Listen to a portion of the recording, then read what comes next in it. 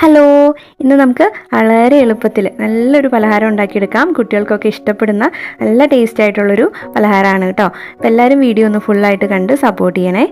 അപ്പോൾ അതേ ഞാനിവിടെ ഒരു കഷ്ണം പുട്ടെടുത്തിട്ടുണ്ട്. അപ്പോൾ ഇത് രാവിലെ ഉണ്ടാക്കിയിട്ട് ബാക്കി വന്നിട്ടുള്ള പുട്ടാണ് കേട്ടോ. അപ്പോൾ ഇത് മിക്സിയുടെ ജാറിലേക്കൊന്ന് ഇട്ട് കൊടുക്കണം. അപ്പോൾ ഇതുപോലെ ചെറുതായിട്ടൊന്ന് മുറിച്ചിട്ട് ഇട്ട് കൊടുക്കുക. അപ്പോൾ ഇതാ പുട്ട് മിക്സിയുടെ ജാറിലേക്ക് ഇട്ട് കൊടുത്തിട്ടുണ്ട്. ഇനി ഇതൊന്ന് പൊടിച്ചെടുക്കണം. അപ്പോൾ വേറെ വെള്ളമൊന്നും ചേർക്കണ്ട, ജസ്റ്റ് ഒന്ന് കറക്കിയെടുത്താൽ മതിയാവും. ഇനി ഒരു ഏത്തപ്പഴം എടുക്കുക. ഇത് നന്നായിട്ട് പഴുത്തിട്ടുള്ള പഴം എടുക്കാൻ ശ്രദ്ധിക്കണേ. ഇനി ഇതൊന്ന് പുഴുങ്ങിയെടുത്തിട്ട് ഇതുപോലെ ഒന്ന് കഷ്ണങ്ങളാക്കി എടുക്കുക. ഇനി ഇത് കൈ കൊണ്ട് നന്നായിട്ടൊന്ന് ഉടച്ചെടുക്കണം. അപ്പോൾ ഉടച്ചെടുക്കുമ്പോൾ അതിനുള്ളിലുള്ള നാരൊക്കെ ഉണ്ടെങ്കിൽ ഒന്ന് മാറ്റി കൊടുക്കുക. അതിനുശേഷം കൈ കൊണ്ട് നന്നായിട്ട് ഒന്ന് കുഴച്ചെടുക്കുക. കഷ്ണങ്ങളൊന്നും വരാൻ പാടില്ല.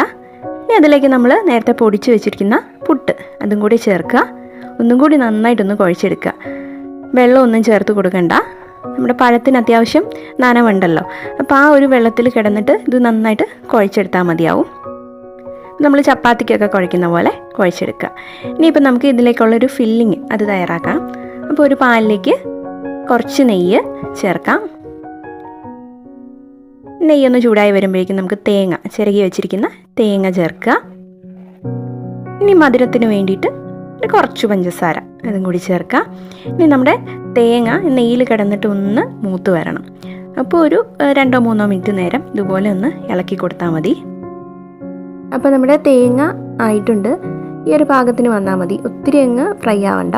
ഇനി നമ്മൾ നേരത്തെ കുഴച്ച് വെച്ചിരിക്കുന്ന മാവ് അതിൽ നിന്ന് കുറേശ്ശായിട്ട് ഇതുപോലെ ഒന്ന് ഉരുളകളാക്കി എടുക്കാം. ഇപ്പോൾ ഒരു നാരങ്ങയുടെയൊക്കെ വലിപ്പം ഉണ്ടല്ലോ, ആ ഒരു പാകത്തിനായിട്ട് ഉരുട്ടിയെടുക്കുക. നമ്മൾ ഉണ്ടാക്കുന്ന എല്ലാത്തിനും ഒരേ വലിപ്പം കിട്ടാൻ വേണ്ടിയിട്ടാണ് ഇതുപോലെ ഒന്ന് ബോൾസാക്കി എടുക്കുന്നത്. ഇനി നമുക്ക് ഇതിൻ്റെ ഉള്ളിൽ ഫില്ലിങ് വെച്ച് കൊടുക്കണം. അപ്പോൾ ഇതുപോലെ ഓരോ ബോൾസ് എടുത്തിട്ട് നടുക്കൊരു കുഴി പോലെ ഉണ്ടാക്കുക. എന്നിട്ട് അതിനുള്ളിലായിട്ട് നമ്മുടെ തേങ്ങ വെച്ച് കൊടുക്കുക. നമ്മൾ കോഴിക്കട്ടയൊക്കെ ഉണ്ടാകില്ലേ, അതുപോലെ വെച്ച് കൊടുത്താൽ മതി. തേങ്ങ വെച്ച് കൊടുക്കുമ്പം കുറേശ്ശെ വെച്ച് കൊടുക്കുക, ഒരുപാടായി പോകരുത്. നമുക്കിത് സൈഡൊന്ന് ഒട്ടിച്ച് കൊടുക്കണം. എന്നിട്ട് ഇതുപോലെ കൈ കൊണ്ട് നന്നായിട്ടൊന്ന് ഉരുട്ടിയെടുത്താൽ മതി. ഈ ഒരു ഷേപ്പിൽ തന്നെ വേണമെന്നില്ല, അപ്പം ബോൾസായിട്ട് വേണമെന്നുണ്ടെങ്കിൽ അതുപോലെയും ചെയ്തെടുക്കാം. അപ്പം ബാക്കിയെല്ലാം ഇതുപോലെ ചെയ്തെടുക്കുക. ഇനി ഇതാ ചീനച്ചട്ടിയിലേക്ക് എണ്ണ ഒഴിച്ച് കൊടുക്കുക. എണ്ണ ചൂടായി കഴിയുമ്പോൾ നമുക്ക് ഇതുപോലെ ഇട്ട് കൊടുക്കാം. അപ്പോൾ ഇത് എല്ലാ വശവും നന്നായിട്ടൊന്ന് മുരിഞ്ഞ് വരണം. അപ്പോൾ പതിയെ ഒന്ന് തിരിച്ചൊക്കെ ഇട്ട് കൊടുക്കുക. ചെറിയൊരു ലൈറ്റ് ബ്രൗൺ കളർ വന്നാൽ മതി. അപ്പോൾ ഒരു മീഡിയം ഫ്ലെയിമിലിട്ട് വേണം ഇത് ചെയ്തെടുക്കാനായിട്ട്, അല്ലെങ്കിൽ പുറം ഭാഗം പെട്ടെന്നങ്ങ് കരിഞ്ഞു പോവും. അപ്പോൾ ഏകദേശം ഇത് ആയി വന്നിട്ടുണ്ട്, നമുക്കിത് എടുക്കാം. അപ്പോൾ ഇതാ ഇത്രയേ ഉള്ളൂ, എളുപ്പത്തിൽ ഉണ്ടാക്കിയെടുക്കാവുന്ന പലഹാരമാണേ.